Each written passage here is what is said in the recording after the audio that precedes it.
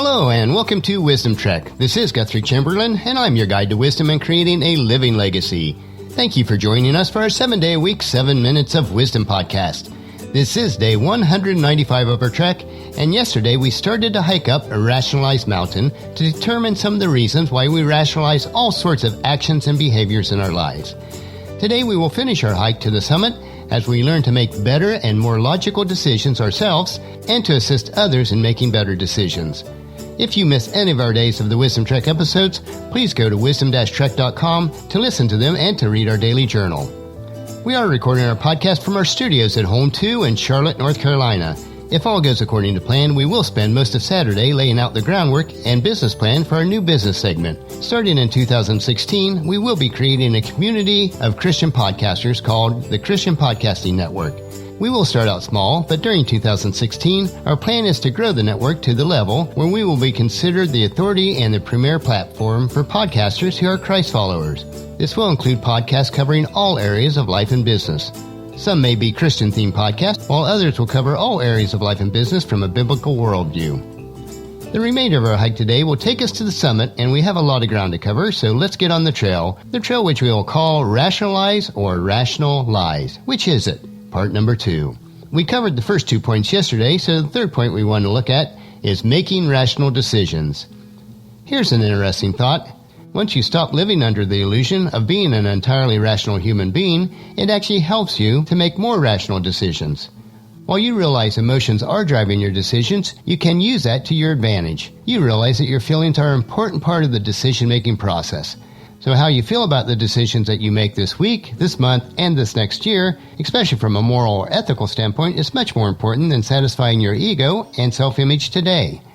When making decisions, always consider the long-term consequences physically, emotionally, financially, and spiritually. This will give you the strength to make rational decisions instead of rationalizing the decisions that you make. Let's look at 2 examples. First, say you love donuts, and who doesn't love a warm, Krispy Kreme glazed donut fresh from the fryer? They taste so yummy and they literally melt in your mouth. Yet after eating several of them, you notice that they actually make you feel pretty bad afterwards. I don't mean bad as, oh, I shouldn't have eaten that bad. I mean actually physically bad.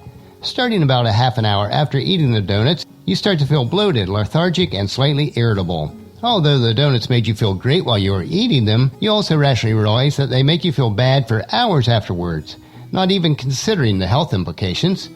When you think logically, you can make the decision in advance that it simply isn't worth eating the donuts. You will even feel better financially for not spending the money. So you can use logic to control your decisions. And for the second example, I don't think any of us like paying taxes, but they are needed for a civilized society to function, and they do result in many benefits for us. Most of us don't feel like the government spends the tax revenue wisely. So when you're doing your taxes, do you rationalize cheating on your tax return or not file at all? This is not only illegal, it can bring much grief if you are ever audited. In this situation, you need to plan and make rational and wise financial decisions throughout the course of the year. There are many ways to minimize your taxes legally so that you do not pay more than you actually owe. Now, as a Christ follower, I have to sadly admit that those who profess to be Christians seem to be very prone to rationalizing all sorts of behaviors in their own lives. We rationalize our behaviors while condemning and judging others for different but similar behaviors. But Jesus addressed this issue in the Good News according to Luke chapter 6 verses 41 through 43. And why worry about the speck in your friend's eye when you have a log in your own? How can you think of saying, "Friend, let me help you get rid of that speck in your eye," when you can't see past the log in your own eye? Hypocrite, get rid of the log in your own eye. Then you will see well enough to deal with the speck that is in your friend's eye. Awareness of when we are rationalizing our decisions based on our emotions is absolutely crucial if you're going to grow personally. To make conscious changes in your life, you first need awareness. Once you become aware of rationalizing, you can stop it and learn from your mistakes. Let's return to the example at the beginning of yesterday's podcast, where the salesperson convinced you to buy this cool new gadget. But once you got it home, you realize it's not really what you wanted. If you weren't aware of rationalizing, you would quite likely fall to the victim of what's called cognitive dissonance. And that's where you can't hold 2 conflicting beliefs in your mind at the same time. In this case, I make rational decisions as one thought, and this gadget I bought is useless as the second thought. Now, if you hold tightly to the premise that you make fully rational decisions, then you would have to rationalize buying the gadget. you come up with a whole list of features it has to convince your conscious mind that it actually was a good decision to buy it. Once you understand that all humans are prone to rationalization, you don't have to do that. You will realize that you made an irrational decision based on your emotions. You will accept and take responsibility for that fact that you bought a gadget that you don't really need and you should not be spending your money on. Then you can make sure that you don't make that same mistake in the future. You've just learned from your mistake. And the fourth point we want to look at on our trek to the Rationalize mountain is helping to influence others to make rational decisions. When I talk about influencing others, I don't mean in a negative way. I am focused on the positive impact that we should always have on others in all areas of life.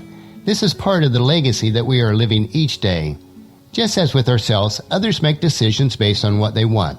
So when you try to have a positive impact on somebody, remember that people don't make decisions on what they need. People don't make decisions on what you think they need. People don't even make decisions based on what you think that they should want.